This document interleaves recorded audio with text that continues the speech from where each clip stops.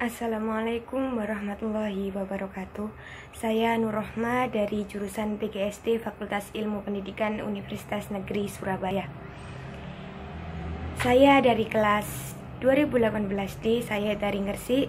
Di sini saya akan memaparkan hasil esai saya dengan judul dampak penggunaan media sosial terhadap psikologi anak dan cara mengatasinya.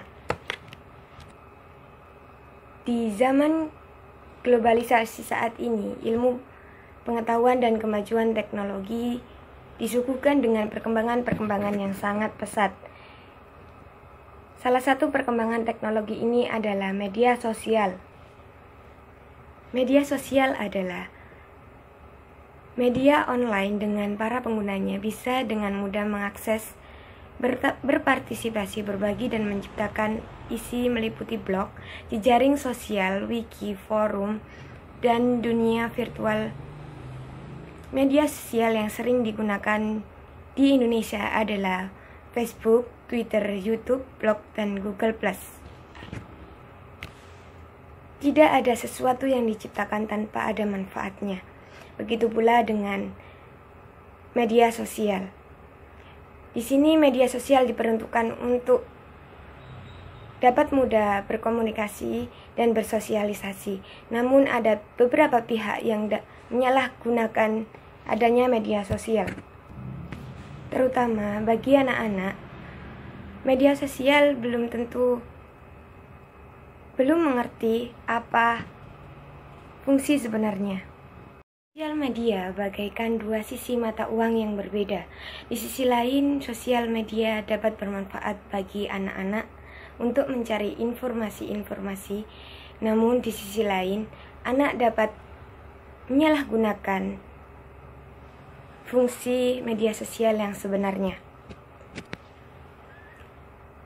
Media sosial telah membawa pengaruh buruk terhadap anak-anak, seperti yang dikatakan oleh Aris Merdeka Sirait, bahwa anak-anak kini tidak mau lagi mendengar petuah dari orang tua, lebih memperhatikan saran dan masukan dari teman di sosial media.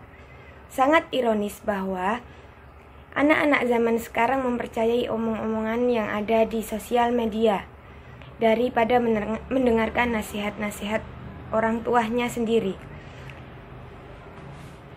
Dampak negatif yang sempat saya singgung tadi, di sini saya akan menjelaskan tentang beberapa dampak positif tentang penggunaan media sosial terhadap psikologi anak.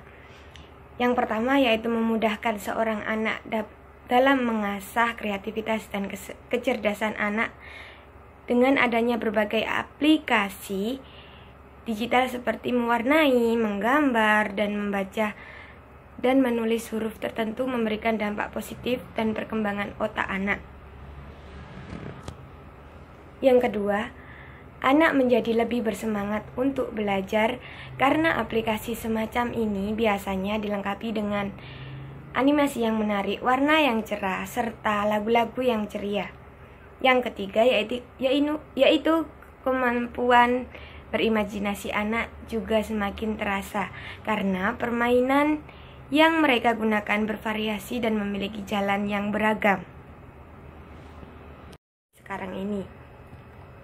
Kemudian memperluas jaringan pertemanan. Jadi setiap anak tidak hanya memiliki teman secara langsung, namun setiap anak memiliki teman di luar teman langsung, seperti itu.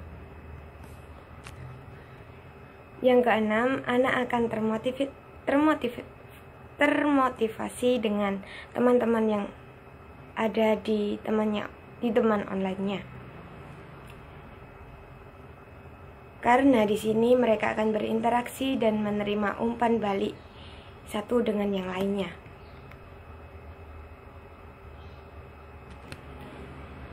Kemudian, kemudahan untuk memperoleh informasi dari internet banyak membantu anak untuk mencari informasi-informasi tentang pembelajaran yang ada di sekolahnya.